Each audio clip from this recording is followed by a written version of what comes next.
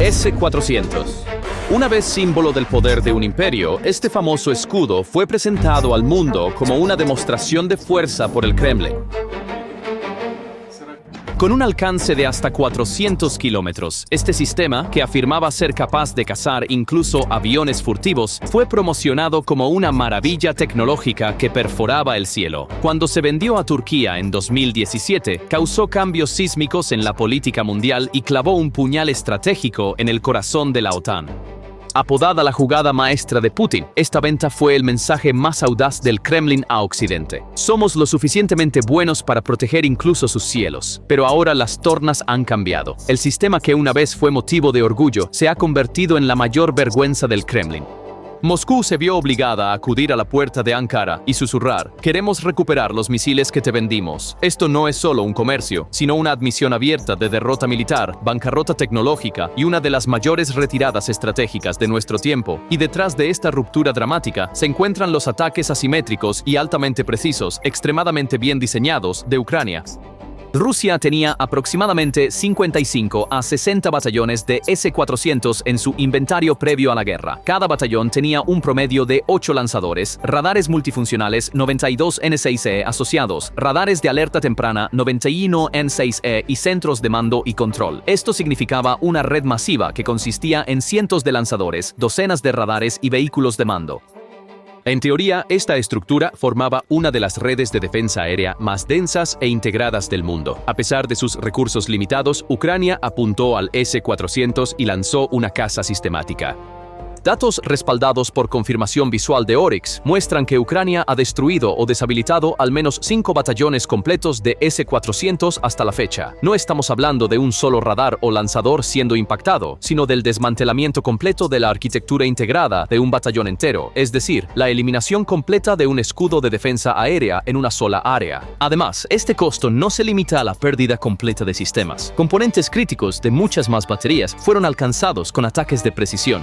La pérdida de los radares 92 N6E dejó a las baterías prácticamente ciegas y llevó a que los lanzadores restantes fueran destruidos sin disparar. Estas cifras apuntan a una situación sin precedentes en la guerra moderna. A lo largo del siglo XX, ninguna potencia importante había sufrido un número tan grande de pérdidas de sus sistemas de defensa aérea más avanzados en un periodo de tiempo tan corto. El hecho de que estas pérdidas ocurrieran en una región como Crimea, que Rusia afirma proteger con su paraguas de defensa aérea más denso, destrozó por completo el mito del S-400. Entonces, ¿cómo logró esto Ucrania? Esto no fue una victoria de fuerza bruta, sino de intelecto y tecnología.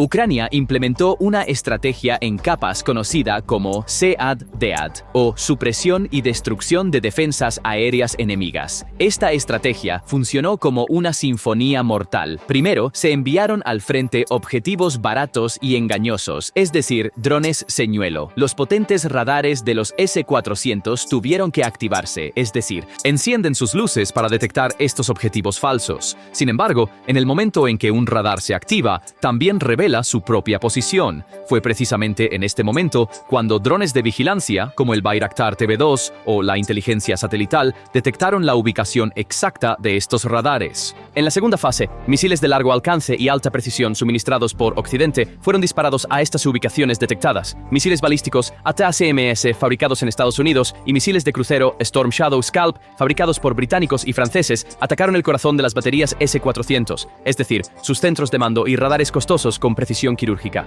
Estos ataques convirtieron la mayor fortaleza de los S-400, su capacidad de detección de largo alcance, en su mayor debilidad. El Kremlin se dio cuenta dolorosamente de que su propia capacidad de producción era insuficiente para detener esta tendencia. Esta impotencia llevó a Moscú a tocar la puerta de Ankara. A primera vista, la retirada de Rusia de 2 batallones S-400 de Turquía puede parecer un desastre para Ucrania. Esto significaría que Rusia está reparando su escudo de defensa aérea perforado, al menos hasta cierto punto. Sin embargo, al observar el tablero de ajedrez desde una perspectiva más amplia, este movimiento en realidad tiene el potencial de convertirse en una victoria estratégica revolucionaria a largo plazo, tanto para Turquía como para Ucrania. Esta es una ironía geopolítica en la que Putin, a través de su propia desesperación, fortalece sin querer a sus mayores rivales. Para Ankara, esta situación es, en el sentido más estricto de la palabra, una oportunidad de oro. En primer lugar, Turquía se libera de una carga política que ha estado pesando sobre ella durante años. No olvidemos que estos S-400 en posesión de Turquía nunca fueron completamente activados. Los sistemas fueron llevados a Ankara después de la entrega y se realizaron pruebas de disparo. Sin embargo, no se integraron en la infraestructura de mando y control de la OTAN ni se pusieron en servicio operativo continuo. La razón más fundamental para esto fue que estos sistemas fueron una fuente de crisis política desde el principio. Washington definió la compra de los S-400 como contraria al espíritu de alianza e impuso sanciones a Turquía bajo CAATSA. Estas sanciones no solo apuntaron a la industria de defensa y a ciertos funcionarios, sino que también terminaron completamente con la participación de Turquía en el prestigioso programa F-35. Esto significó un costo elevado para Ankara, no solo militarmente, sino también diplomáticamente y económicamente. Turquía fue eliminada de la cadena de producción de los F-35, por los que había pagado miles de millones de dólares. Perdió la oportunidad de poseer estos aviones y enfrentó una erosión a largo plazo de la confianza en las capitales occidentales. Al devolver estos activos inactivos a su propietario a un precio cercano al de compra, el gobierno de Ankara puede deshacerse de este lastre político y poner una cantidad significativa de dinero en sus arcas. Entonces, ¿qué se puede hacer con este dinero? Aquí es donde la historia se convierte en una victoria para Ucrania también. Ankara había pagado aproximadamente 2.500 millones de dólares por los sistemas S-400. Ahora puede exigir más a Moscú. Este dinero será combustible de cohete que encenderá directamente los proyectos más ambiciosos de la industria de defensa nacional de Turquía. A la vanguardia de estos proyectos está el caza furtivo de quinta generación de Turquía, Kaan. Kaan no es solo una aeronave, es el símbolo más concreto de la independencia estratégica de Turquía y su aspiración de ser una potencia global. Con sus características de baja visibilidad, capacidad de supercrucero, aviónica avanzada y capacidad para llevar munición nacional, Kaan elevará a la Fuerza Aérea Turca a la Liga de Élite Mundial una vez completado. Sin embargo, desarrollar un proyecto tan revolucionario y llevarlo a la producción en masa requiere un financiamiento enorme. Los miles de millones de dólares provenientes de los S-400 podrían adelantar el cronograma del proyecto Kaan por años, acelerando las etapas más costosas como el desarrollo del motor y la producción en masa. Turquía llenará el vacío creado por la pérdida del proyecto F-35 debido a un arma que adquirió de Rusia con su propio avión nacional financiado gracias a la impotencia de Rusia. Esto es una clase magistral de maniobra estratégica. Por otro lado, la parte más sorprendente y quizás más irónica de esta ecuación es la ganancia de Ucrania. Sí, a corto plazo, Rusia recuperará 2 baterías de S-400 y habrá fortalecido su inventario en papel. Sin embargo, esto ya no es un factor de miedo para Ucrania, porque Kiev ha probado, desarrollado y perfeccionado repetidamente todos los métodos para destruir los radares, centros de mando y lanzadores de los S-400 durante los últimos 2 años. Eliminar estos sistemas ya no es un problema estratégico masivo para el ejército ucraniano. Se ha convertido en una tarea táctica manejable. La verdadera ganancia está en un plano mucho más amplio que el campo de batalla, en el ámbito de las asociaciones estratégicas y las ventajas a largo plazo. Este acuerdo lleva la ya fuerte asociación estratégica entre Turquía y Ucrania, que ha existido desde los primeros días de la guerra, a un nuevo nivel. La leyenda creada por los drones Bayraktar TB2 en los cielos ucranianos, la fábrica de Baykar establecida en Kiev y la construcción de corbetas turcas Milgem para la armada ucraniana ya habían unido los destinos militares de los dos países. Sin embargo, la venta por parte de Ankara de sus S-400 de vuelta a Rusia está transformando esta relación en una alianza aún más geopolítica. Es bastante realista imaginar que parte de los ingresos de esta venta se transferirá a proyectos de defensa conjuntos con Ucrania. Por ejemplo, se podría aumentar la capacidad de la fábrica de Baykar en Ucrania y se podría acelerar la producción conjunta y el intercambio de tecnología en los programas de UAV A-15 de nueva generación y UAV Jet Kızılelma.